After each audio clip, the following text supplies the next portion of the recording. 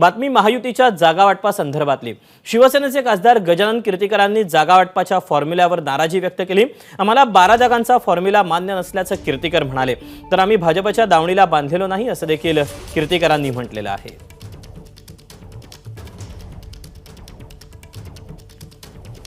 लोकसभा निवडणुकांचं बिगुल वाजलेलं आहे आणि या लोकसभेच्या निवडणुकीमध्ये आता जागा वाटपाचा तिढा देखील सुरू झालेला आहे।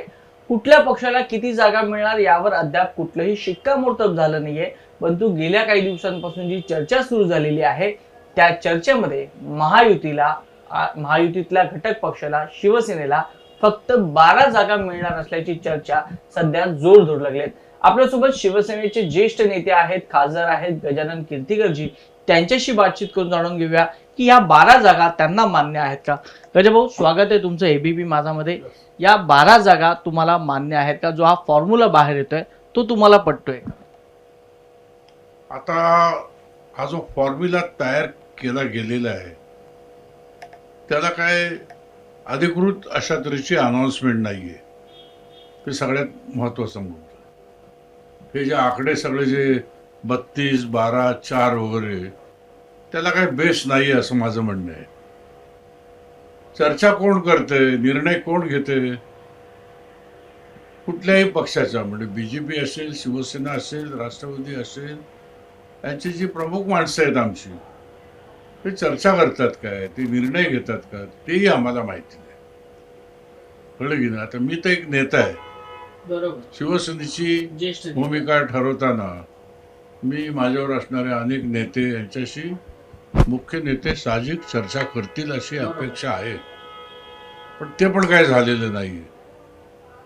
12 तर अजिबात मान्य नाही। 12 जर ठरलं असेल तर, कारण आमचा क्लेम जो आहे 2019चा तो 22 जागांचा आहे। भाजपचे 26 आहेत, भाजपचे 3 त्यावेळेला हरले, 23 आले, आणि आमचे 4 हरले, 22 पैकी 18 आले। जे वाटप 2019ला झालं 22 आणि 26, आता नवीन सहकारी आलेत राष्ट्रवादी, त्यांना सुद्धा द्यायला लागणार।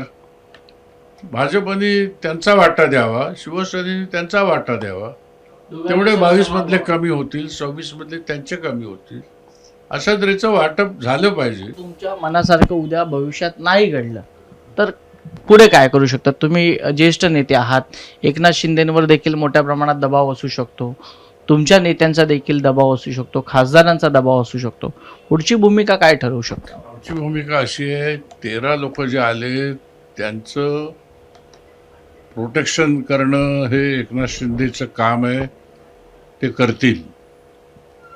त्यांना काही दगाफटका होणार नाही अशी आमची अपेक्षा आहे। राष्ट्रवादी काँग्रेस अजित पवारांचा त्यांना भाजप आणि शिवसेना या दोघांकडून समसमान जागा त्यांच्यासाठी दिल्या गेल्या पाहिजे, आणि ज्या काही जागा उरतील त्यावर शिवसेना आणि भाजप ह्या दोन्ही पक्ष लढू शकतील असं मत गजानन कीर्तीकर यांनी व्यक्त केलेलं आहे। वैभव परब, एबीपी माझा, मुंबई। एबीपी माझा, उघडा डोळे बघा नीट।